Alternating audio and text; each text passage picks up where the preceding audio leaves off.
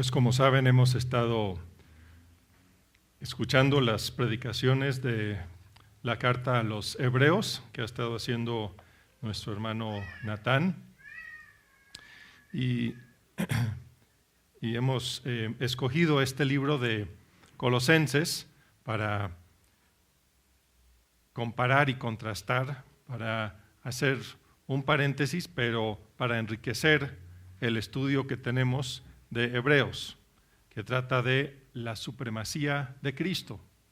Y muchos han dicho, algunos han dicho que este libro de Colosenses trata de la suficiencia de Cristo. Entonces la supremacía por un lado de Cristo en Hebreos, aquí la suficiencia de Cristo.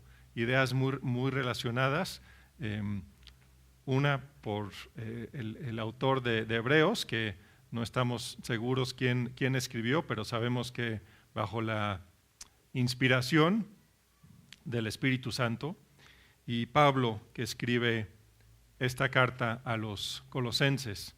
La semana pasada repasamos un poco las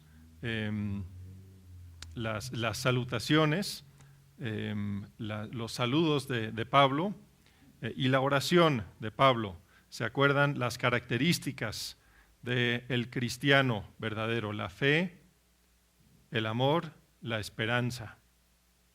Como vimos ahí en esa oración que Pablo tenía por ellos como cristianos, aunque nunca los había conocido en persona, pero sabía que tenían esa fe salvadora en Cristo Jesús por las evidencias que le fueron contadas.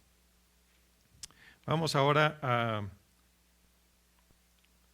leer los siguientes versículos, del versículo 15 al 23. Hay algunos versículos que nos van a faltar de este capítulo, porque si no, creo que el sermón hubiera sido muy largo y no me encantan los sermones demasiado largos. Así que en la tarde podemos tomar algunos de los temas de los versículos en el resto del capítulo. Pero vamos a leer ahora la palabra de Dios en la carta a los Colosenses, capítulo 1, versículos del 15 al 23. Estoy leyendo de la Nueva Versión Internacional, pero cualquier versión que tengan el significado va a ser el mismo, a veces con palabras más modernas, a veces más anticuadas. Hablando de Cristo, del Hijo, específicamente aquí dice: Él es la imagen del Dios invisible, el primogénito de toda creación, porque por medio de Él fueron creadas todas las cosas, en el cielo y en la tierra, visibles e invisibles, sean tronos, poderes, principados, autoridades, todo ha sido creado por medio de Él y para Él. Él es anterior a todas las cosas, que por medio de Él forman un todo coherente. Él es la cabeza del cuerpo, que es la iglesia. Él es el principio, el primogénito de la resurrección, para ser en todo el primero. Porque a Dios le agradó habitar en Él con toda su plenitud, y por medio de Él reconciliar consigo todas las cosas, tanto las que están en la tierra como las que están en el cielo, haciendo la paz mediante la sangre que derramó en la cruz. Y luego sigue Pablo: en otro tiempo ustedes, por su actitud y sus malas acciones, estaban alejados de Dios y eran sus enemigos. Pero ahora Dios, a fin de presentarlos santos, intachables e irreprochables delante de Él, los ha reconciliado en el cuerpo mortal de Cristo mediante su muerte, con tal de que se mantengan firmes en la fe, bien cimentados y estables, sin abandonar la esperanza que ofrece el Evangelio. Este es el evangelio que ustedes oyeron y que ha sido proclamado en toda la creación debajo del cielo, y del que yo, Pablo, he llegado a ser servidor. Y leamos rápidamente para recordar un poco aquí Hebreos 1, del 1 al 3.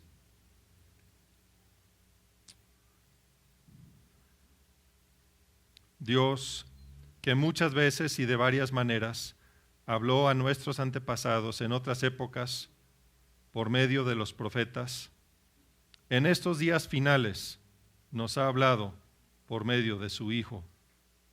A éste lo designó heredero de todo, y por medio de él hizo el universo. El Hijo es el resplandor de la gloria de Dios, la fiel imagen de lo que Él es, y el que sostiene todas las cosas con su palabra poderosa. Después de llevar a cabo la purificación de los pecados, se sentó a la derecha de la majestad en las alturas. Oremos, hermanos.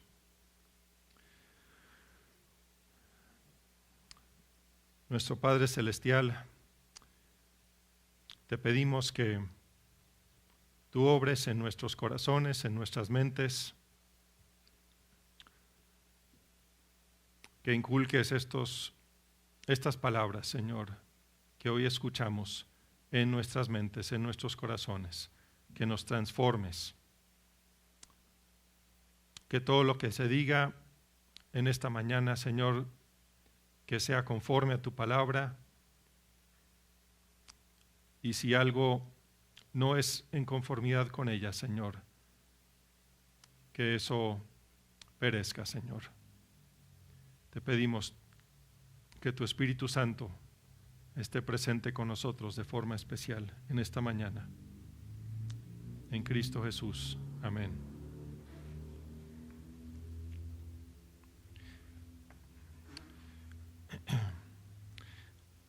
Cuando yo era joven, no me gustaba mucho la poesía, o bueno, pensaba que no me gustaba.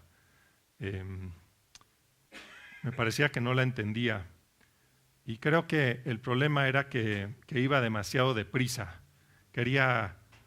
No quería detenerme, quería seguir con lo siguiente, a ver lo siguiente que viene. Y la poesía, si es una buena poesía, es breve.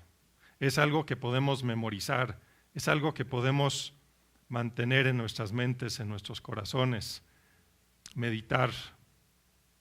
La poesía requiere silencios para pensar.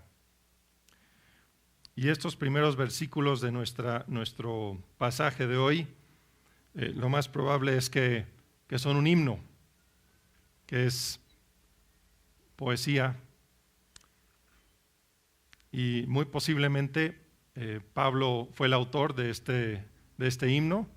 Posiblemente el autor fue otro, y Pablo usó este himno como parte de la inspirada palabra de Dios, pero eran conocimientos que se tenían en la iglesia, ya que se cantaban.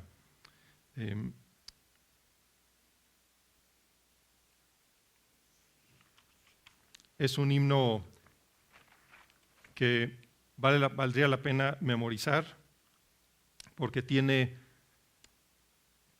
mucho de la verdad y mucha profundidad. Vamos a revisar rápidamente este pasaje en esta mañana bajo 3 categorías. Primero, Cristo como el creador, después Cristo como cabeza de su iglesia y Cristo como nuestro Salvador. Primero, esta sección inicial de este pasaje, como de Jesús como creador. Como sabemos y mencionamos brevemente la semana pasada, para los judíos Dios era totalmente aparte, era invisible. no se podía ver, por eso no se podían hacer imágenes, porque eso atentaba contra el Dios que conocemos en el Antiguo Testamento. Entonces, para ellos, hacer una imagen de Dios era una blasfemia. Y aquí nuestro pasaje nos dice algo muy, muy chocante en ese contexto de los judíos del primer siglo. Dice, hablando de Jesús, Él es la imagen del Dios invisible. Es como una contradicción. Si Dios es invisible, ¿cómo podemos tener una imagen? Ahora, ciertamente, el ser humano está hecho a la imagen de Dios, pero esta imagen nunca se pensó de una forma literal, o que es que Dios se parece a esta persona aquí, ¿no? Es más, en el Antiguo Testamento, en Génesis, nos habla de que la imagen de Dios en realidad es una imagen compuesta. Es una imagen compuesta de hombre y mujer. Entonces, que de alguna forma, hombre y mujer juntos forman la imagen de Dios. Hay algo en el hombre que no tiene la mujer, que es parte de esa imagen de Dios. Y hay algo en la mujer que no tiene el hombre, que es parte de esa imagen de Dios. ¿Cómo entendemos eso? Pues lo vamos entendiendo más con la revelación que tenemos, y vamos a ver algunas cosas aquí en el pasaje. Pero lo cierto es que no había una imagen de Dios en el Antiguo Testamento. Y ahora este pasaje nos enseña que Jesús es esa imagen del Dios invisible.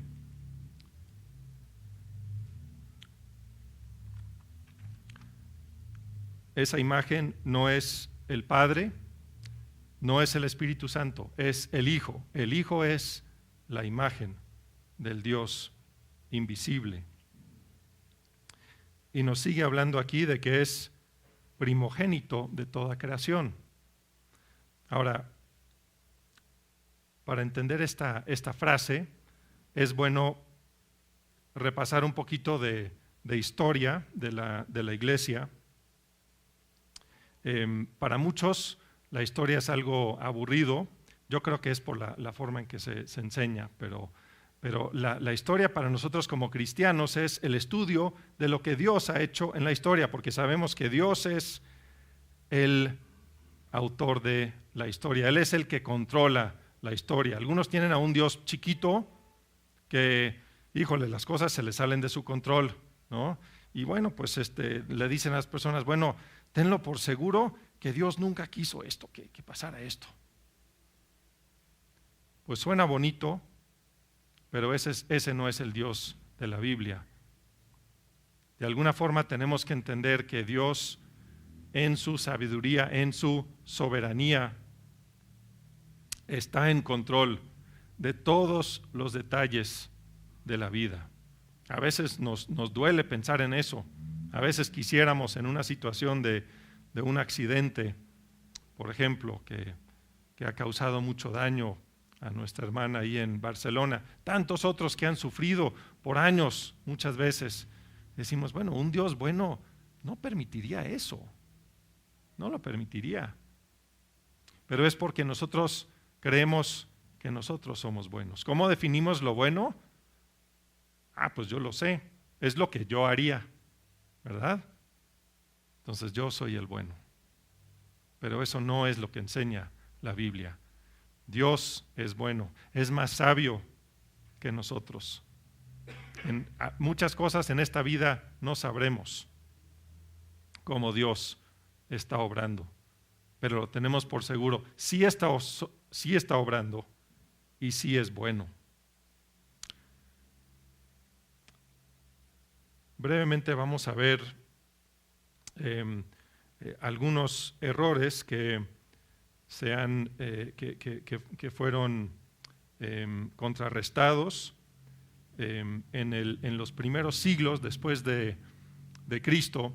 Cuando yo era joven también se me hacía extraño que mi padre, que estudió teología, yo no estudié teología, estudié derecho, pero él estudió teología y yo decía, bueno, ¿por qué no habla de estos primeros siglos?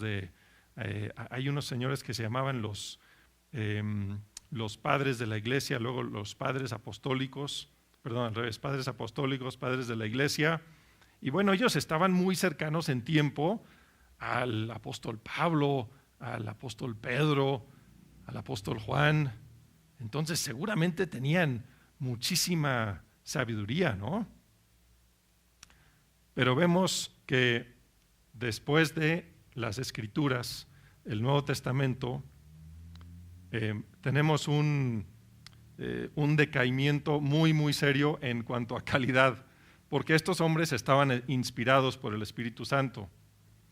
Y después de ellos vinieron muchos hombres que Dios sí estaba guiando, pero que no habían tenido el beneficio del tiempo que Dios nos ha dado, del trabajo del Espíritu Santo. Entonces fueron determinando poco a poco, hubo muchos errores en el camino. Un señor que se llamaba Arrio, que a finales del siglo III comenzó a enseñar la enseñanza de que Jesús era solo un hombre muy bueno, que Dios lo había usado, pero que en realidad era al final de cuentas solo un hombre. Este error se condenó en el Concilio de Nicea en el año 325 después de Cristo, con la ayuda de Atanasio, tal vez han escuchado ese nombre, también era de Alejandría, ahí en Egipto.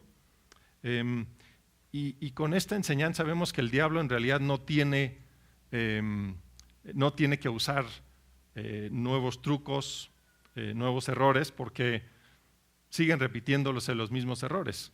Los testigos de Jehová tienen esta misma enseñanza hoy día, una enseñanza que fue condenada hace más de casi 1700 años, ¿no? Pero siguen estas enseñanzas falsas. Luego otro grupo, después de esto, comenzó a enseñar que Jesús en realidad no tomó un cuerpo, solo era como una apariencia de que tuviera un cuerpo, que era Dios, pero bueno, que no se mezclaba con esta materia, con lo físico, ¿no? Y ese error también fue condenado, y es otro error que vemos en la historia de la iglesia y que sigue saliendo este error, el de condenar la materia, lo físico. Pero con esto, con esta frasecita, el primogénito de toda creación, no está diciendo que Jesús era parte de la creación. Vamos a ver más adelante que eso claramente no es la idea. Es porque está como cabeza de todo lo creado, ¿sí? Y nos explica a continuación, dice, porque por medio de Él, es decir, Jesús, fueron creadas todas las cosas en el cielo y en la tierra, visibles e invisibles, sean tronos, poderes, principados, autoridades, todo ha sido creado por medio de Él y para Él. Y vemos muy claramente aquí el paralelo en Hebreos, donde dice que por medio de Él fue creado todo lo que ha sido creado. Es muy importante esta enseñanza porque aquí nos queda muy claro que Jesús es el Dios viviente, es el Dios del Antiguo Testamento. No es solo un hombre bueno, tampoco es una aparición o algo así, es Dios hecho hombre, sigue siendo el creador de todo lo que existe. Y vemos aquí también que esta enseñanza. Colosenses como carta fue escrita, pensamos que alrededor del año 60, los estudiosos, y este himno muy posiblemente estuvo en circulación desde antes de que se escribiera esta carta. Entonces, los que enseñan que, a Jesús nadie lo consideraba como Dios hasta que Constantino se inventó en el siglo IV que Jesús era divino. Eso es absolutamente falso, ¿no? Pero se enseña todavía con mucha frecuencia y hay mucha gente que lo cree. Y es plenamente falso para cualquier persona que lo revise con cualquier detenimiento.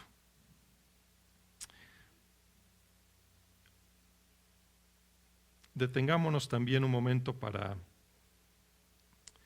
ver lo que significa Jesús como creador.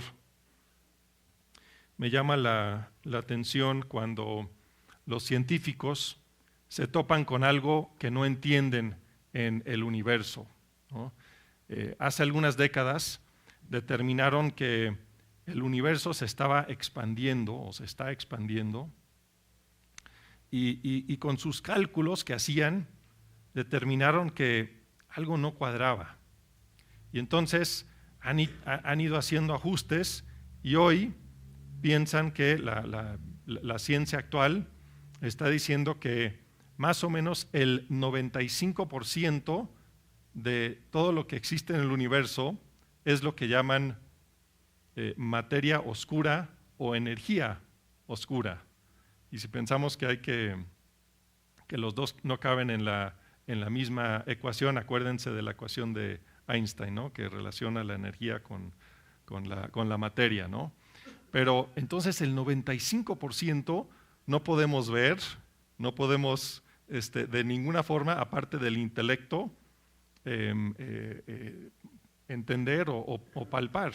Imagínense, ¿no? Entonces, es Jesús como creador que está manteniendo todo, que está sosteniendo todo a nuestro alrededor, todo nuestro universo, que no lo entendemos todavía, que estamos apenas comenzando a entender y seguramente desviados por aquí o por allá, y vamos a darnos cuenta que estábamos equivocados con el porcentaje de la materia gris o de la materia oscura o de la energía oscura, pero es Cristo quien sostiene todo esto. Y es el creador tanto de nosotros como de este universo magnífico que tenemos. Me llama la atención también mucho que hay cuando no llegué a tan lejos en estudio de matemáticas, pero leyendo un poco, sé que a los matemáticos les encanta jugar con números, jugar con conceptos geométricos y de números irracionales, de números imaginarios, y hacen unas fórmulas, unos juegos con números que de verdad cuestan muchísimo entender y dan dolor de cabeza. Pero es curioso cuando hacen estos juegos de matemática muy, muy avanzada, de repente publican estos juegos o estas fórmulas y de repente algún científico les habla, les dice: oiga, me interesa mucho su juego aquí de la matemática, porque resulta que estamos detectando unos pulsares o cuásares o lo que fuera en el universo que se comportan conforme a las fórmulas que tú estabas inventando en estos documentos que publicaste, que son juegos mentales que hacías. Dicen, ¿cómo es posible eso? O sea, no tiene nada que ver una cosa con la otra, ¿no? Es como si yo hiciera un guión para una obra de teatro y la publicara y de repente algún científico me hablara y me dijera: oiga, hay algo muy raro que noté. Estaba estudiando unas hormigas y ellos parece que están poniendo en escena tu obra de teatro que publicaste. O sea, ¿cómo?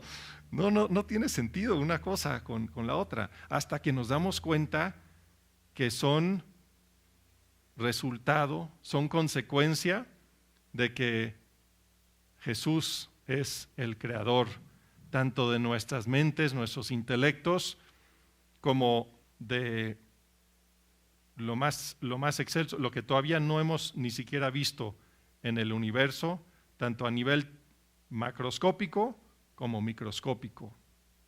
Y para mí eso es un motivo de alabanza a Dios, que nos muestra estas cosas y que podemos confiar en que Jesucristo, nuestro Señor, es el creador de todo el universo y el que nos hizo también a nosotros.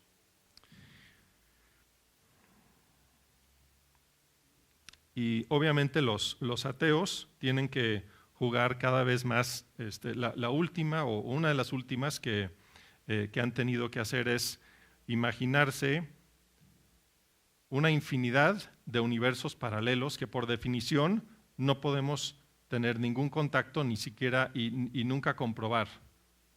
Y para mí eso requiere mucha más fe que creer en el Dios que nos creó a nosotros. Entonces debemos de estar seguros, más que todo, obviamente por la palabra de Dios, pero también cuando exploramos el universo que nos rodea, vemos las huellas de nuestro Señor Jesucristo como creador en todos los lugares, todos los rincones del universo. Él sostiene todo, como dice Hebreos 1:3, Él es el que sostiene todas las cosas con su palabra poderosa.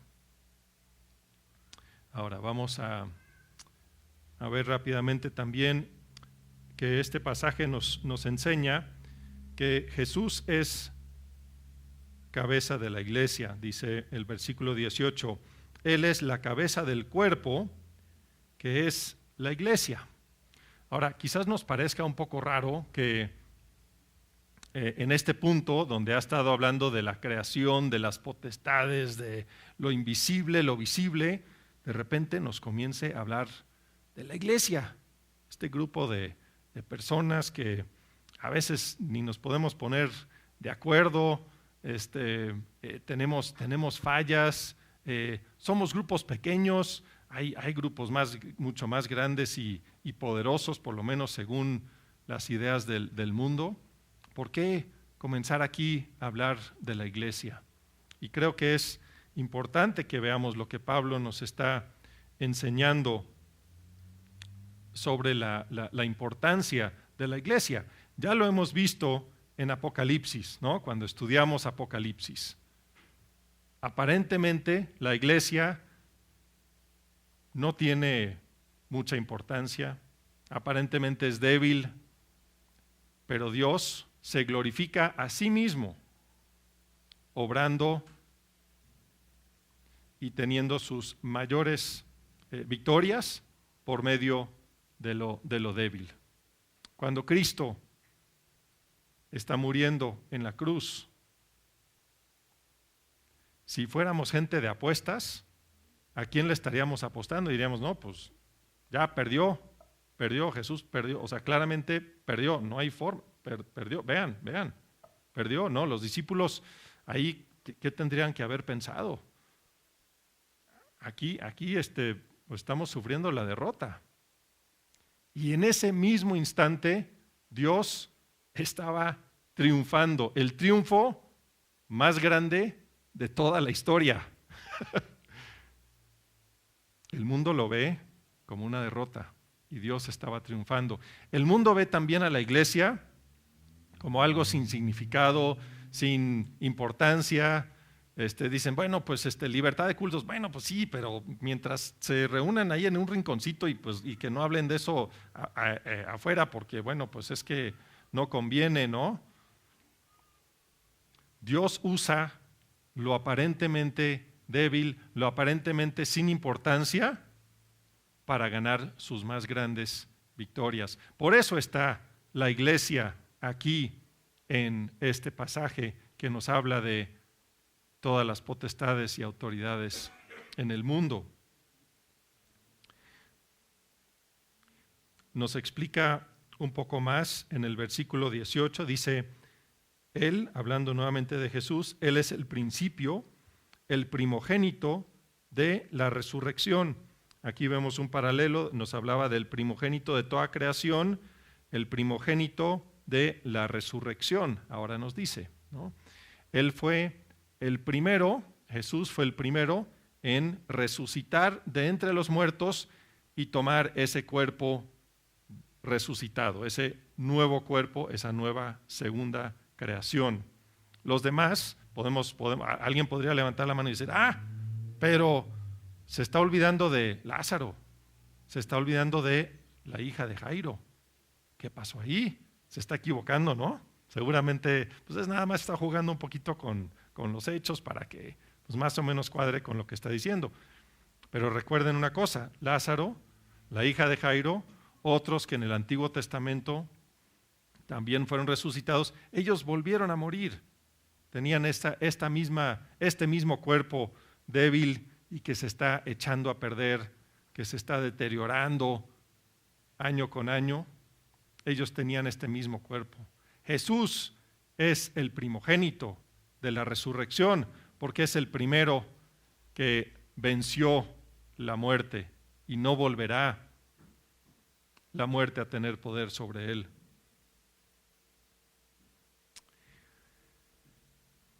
Y dice el versículo 18 también, para ser en todo el primero, porque a Dios le agradó habitar en él con toda su plenitud. Vemos otro paralelo con Hebreos 1:3. El Hijo es el resplandor de la gloria de Dios, la fiel imagen de lo que Él es. Entonces, muy claras aquí las palabras. Seguramente las influencias de filosofías paganas tuvieron mucho efecto en los herejes de los primeros siglos, también en los herejes de hoy día, tienen esas filosofías paganas anticristianas, tienen mucho peso en esas personas. Pero si vemos la palabra de Dios, si de verdad leemos la palabra de Dios sin pensar, bueno, es que yo sé cómo debe de ser y entonces pues voy a interpretar la palabra de Dios así. No, leer la palabra de Dios nada más, nos damos cuenta de que es muy claro que Jesús es el Dios del Antiguo Testamento, es el Dios de la eternidad, es el Dios creador de cielo y tierra.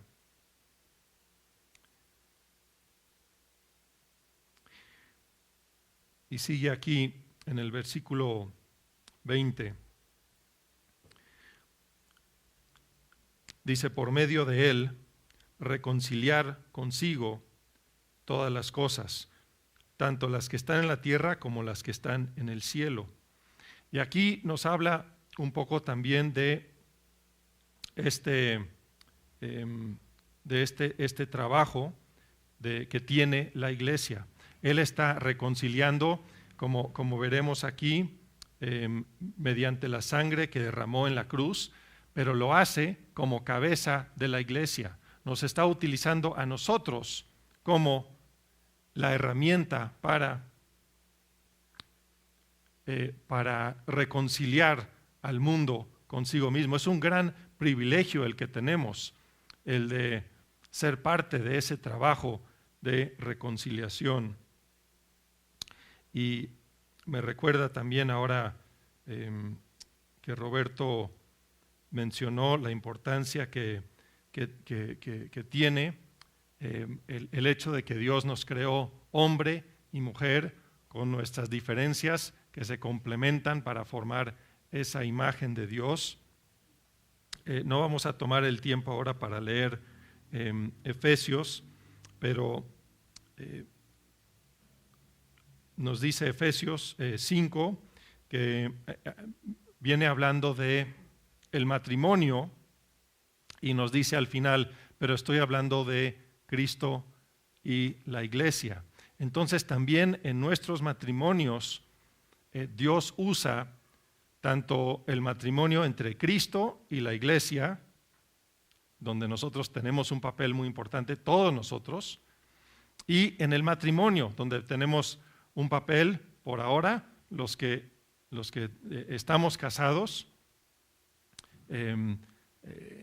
y tenemos también ese privilegio de demostrar al mundo algo de lo que Dios es. Es un misterio, como dice Pablo mismo, exactamente cómo funciona esto.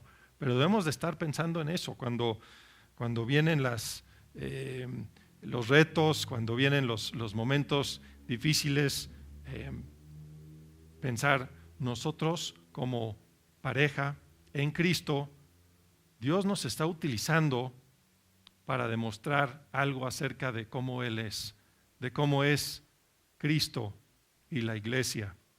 Dios nos está utilizando para reconciliar el mundo con Él mismo. Es una tarea muy, muy grande que no podemos hacer por nuestras propias fuerzas. Es algo que solo Dios va a tener la gloria de ese logro de reconciliar todas las cosas con Él. Tomen el tiempo, muchas veces ese capítulo de Efesios 5, lo vemos como, a ver, este es un pasaje para leerles la cartilla a todos de cómo se deben de comportar, pero en realidad es un bello himno también de cómo debemos de tratarnos los unos a los otros, someternos los unos a los otros. Así comienza el pasaje. Y sí, someterse esposas a esposos, pero también cómo nos sometemos los esposos a las esposas. Eso está ahí en el pasaje. Cómo los hijos se someten a los padres, pero también cómo, aunque les parezca contraintuitivo, cómo los padres nos sometemos a los hijos. Ahí está en ese pasaje, se los recomiendo, Efesios 5. Pero vamos, perdón, ya me atrasé en el cuadrito aquí. Es que me di cuenta cómo hacerlos pasar uno por uno y ya se me fue la onda. Bueno, últimamente Jesús, Cristo nuestro Salvador, los voy a poner todos de una vez para que los tengan ahí. Jesús nuestro Salvador dice que Dios hizo la paz mediante la sangre que derramó Cristo en la cruz, en el versículo 20. Es otra, hemos hablado de algunas herejías hoy, no mencioné el nombre de uno de ellos, el apolinarismo, que es los que creían o creen, seguramente todavía hay algunos que el cuerpo de Jesús en realidad no era Jesús, Dios nada más como que se aparecía de alguna forma, y el arrianismo. Pero otra herejía desprecia la sangre de Cristo y dice, bueno, pues todos en realidad van a ser salvos, es cuestión de ser una buena persona, y si hacemos algo que no está bien, pues Dios está ahí para perdonar, al final de cuentas, para eso existe, ¿no? Y esa es otra enseñanza muy, muy peligrosa, porque lleva a muchos a la destrucción eterna. Y aquí Pablo nos habla de esta separación de Dios. Dice en el versículo 21, en otro tiempo ustedes, por su actitud y sus malas acciones. Creo que es importante que menciona estas dos cosas, ¿no? Porque a veces pensamos, bueno, pues yo no hice, solo lo que yo hago físicamente, pues es lo que me puede contar en contra, ¿no? Pero aquí habla hasta de las actitudes, porque son actitudes de valorar alguna cosa creada más que al Creador, al Dios eterno. Entonces, por nuestras actitudes, dice, estábamos, o dicen, por sus malas acciones, estaban alejados de Dios y eran sus enemigos. hemos hablado de Cristo como el creador. Es el creador de todo el universo. No hay existencia aparte de Él. Hemos visto que los rincones más alejados del universo, las dimensiones más pequeñas que hemos podido de alguna forma descubrir, todo eso está bajo el control y el sostenimiento minuto a minuto, instante a instante del Señor Jesucristo. Y si rechazamos a ese Señor que vino a morir por su pueblo, si lo rechazamos, no nos queda más que separación de Dios. Y Cristo habló muy claramente de esa separación de Dios. Hablaba de morar eternamente en tinieblas. Y la eternidad, hay también los matemáticos se han puesto a pensar si hay infinidad mayor que otra infinidad. Cosas así se ponen a pensar los matemáticos. Pero en las palabras de uno de los himnos, hablando del cielo, que vamos a estar ahí 10,000 años y todavía apenas comenzando, pero si estás separado de Dios, 10,000 años ni siquiera comienzan a asomarse al inicio de la eternidad. Nunca acaba esa separación de Dios. No hay una segunda oportunidad si el rechazo de Cristo. Y Jesús también nos habla de consumirnos eternamente en llamas. Y muchos han dicho que no debemos de tomar estas frases como literales. Y yo estoy de acuerdo que no deberíamos de tomar esas imágenes como literales. Pero no piensen que eso es un gran alivio. Si están pensando que pues no puede estar tan mal, porque en realidad es una ilustración de algo que ni siquiera podemos imaginarnos. Estar separados de nuestra fuente de existencia, que es Jesucristo. Entonces es algo muy serio rechazar a Cristo y estar en esa horrible separación de Dios. Y ahora vemos, para finalizar aquí, dice una frase muy corta, pero llena de esperanza. Dice, pero ahora Dios. Pero ahora Dios. No es que, nosotros ahora vamos a hacer algo. No, es ahora Dios. Ya nos ha dicho lo que nosotros hacíamos. Lo mejor que nosotros podíamos hacer, ya nos lo contó. Y dice, pero ahora Dios. A fin de presentar los santos, intachables e irreprochables delante de Él. Este es el propósito de la historia. No se trata de nosotros. ¿Cuál es el propósito? Dios nos quiere a nosotros como adoradores. Y para eso fuimos hechos. Si les parece que eso es aburrido, no pueden estar más equivocados. Dios nos hizo para eso, nos hizo para alabarlo a Él. Y esa alabanza, esa adoración, está en la forma en que Dios nos ha creado. Nos ha creado para trabajar, nos ha creado para cantar, nos ha creado para aprender.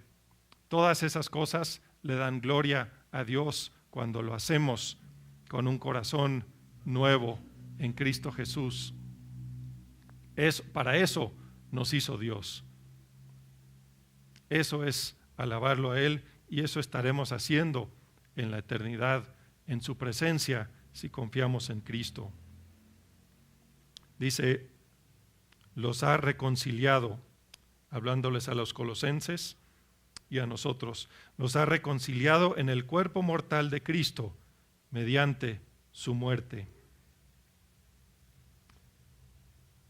Y luego termina en el versículo 23, con tal de que se mantengan firmes en la fe, bien cimentados y estables, sin abandonar la esperanza que ofrece el Evangelio. Este es el Evangelio que ustedes oyeron y que ha sido proclamado en toda la creación debajo del cielo, y del que yo, Pablo, he llegado a ser servidor. Esto nos recuerda que esta es una carta que Pablo escribió a los colosenses, gente de carne y hueso, gente con retos, con problemas, con triunfos, con fracasos, y en relaciones con cónyuges también de carne y hueso. Y solamente es uniéndote a una iglesia como la de Colosas, una iglesia local, con todos sus problemas. Es solo uniéndote a una iglesia, a la iglesia de Cristo, que vas a estar en Cristo, que vas a ser salvo. Porque Cristo murió por su iglesia y la iglesia es su esposa. Entonces, en esta mañana, si estás pensando que, bueno, pues yo hice una oración en algún momento, o yo estoy, pues hago las cosas bastante bien, de vez en cuando me asomo para escuchar alguna cosa, tienes que ser miembro de la iglesia de Cristo, y eso implica ser miembro de un grupo de personas de carne y hueso, personas imperfectas, personas que a veces luchamos para amarnos los unos a los otros, ¿verdad? Pero esa es la realidad de la iglesia, y así trabaja Dios en nosotros, nos va santificando para volver a las meditaciones de la mañana. Así que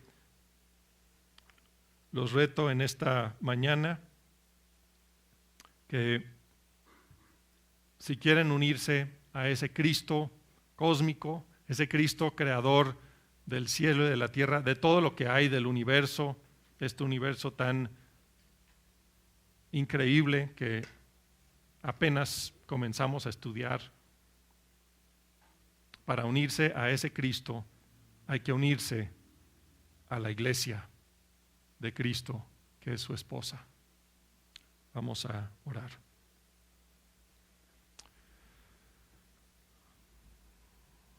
Nuestro Padre Celestial, te damos gracias por tu palabra